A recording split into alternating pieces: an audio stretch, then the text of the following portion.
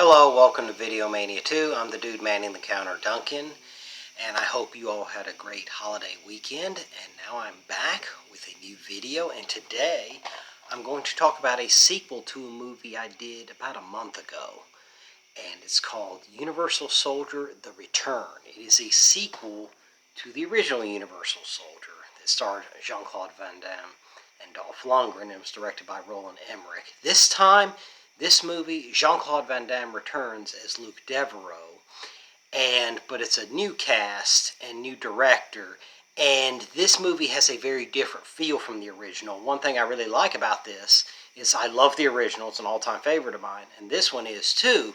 But this sequel is so much different. I mean, they really went for a different feel. Most sequels, they just turn up the volume, add some more explosions and stuff. And this does that as well, but it's a very different feel. It's a different movie, so it was very creative.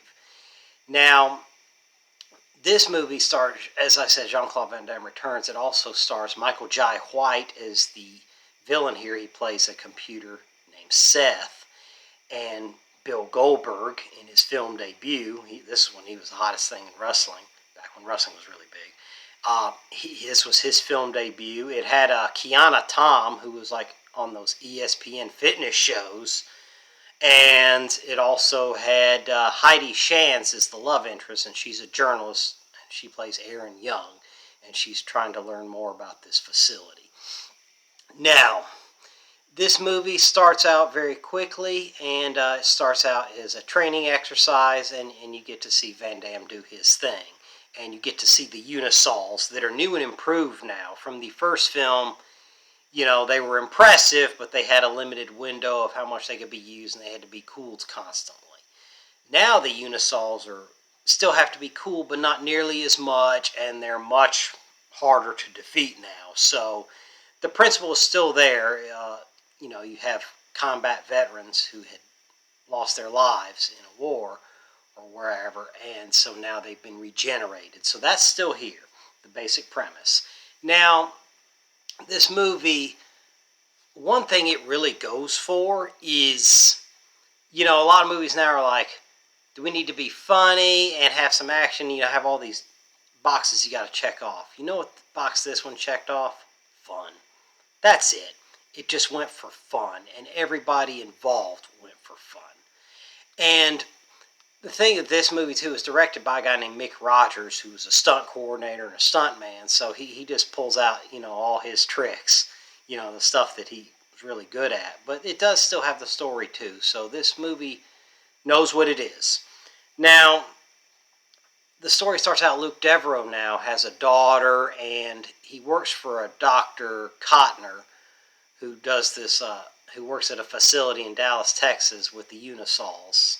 And Devereaux works with him. And Dr. Kottner restored Luke Devereaux from the more catatonic state he was kind of in the first film to, you know, he reversed the process, and now he lives a normal life, and he ages, and he, you know, does things now. And he has a daughter, and, you know, he's a single dad. And so he's just, you know, trying to do the best he can. And the military is still kind of uncomfortable with the whole regeneration of soldiers. So they cut the program. And Seth is this giant computer that controls all the Unisols. So he keeps track of everything. He's artificial intelligence, you know, he's light years ahead of most timelines.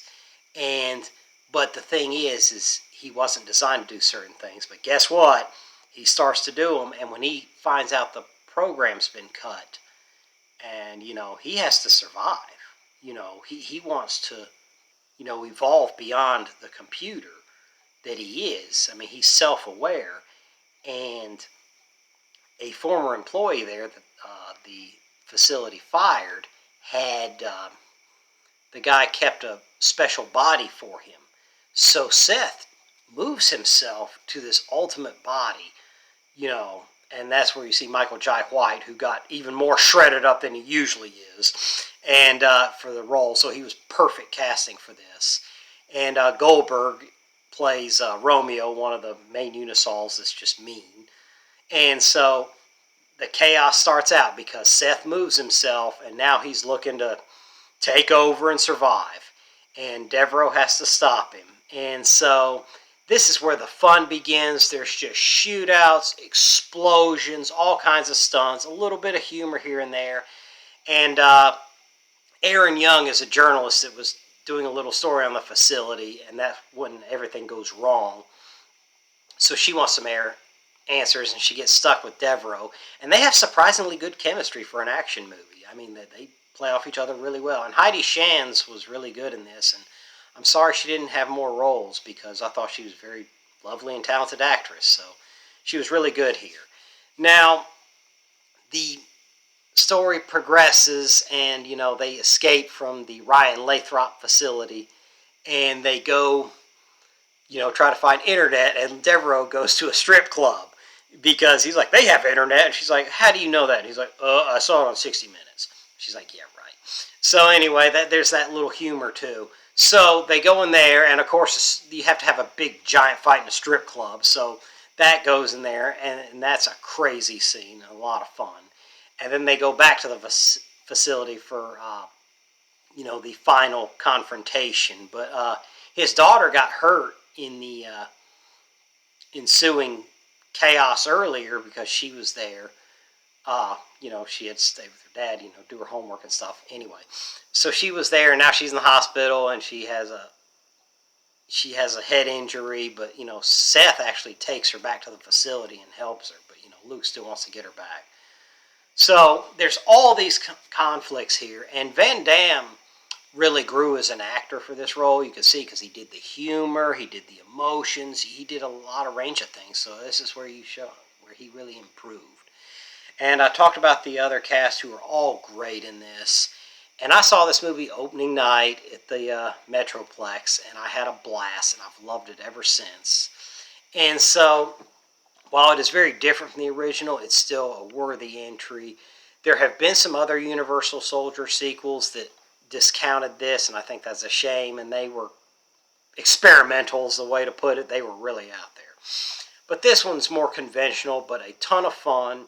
It knows what it is, and just one of my all-time favorites. So let me know in the comments, have you seen it? Do you think it's a shame it didn't do bigger business? Do you know about it? What do you think? Let me know any of in the comments, and I'll see you next time.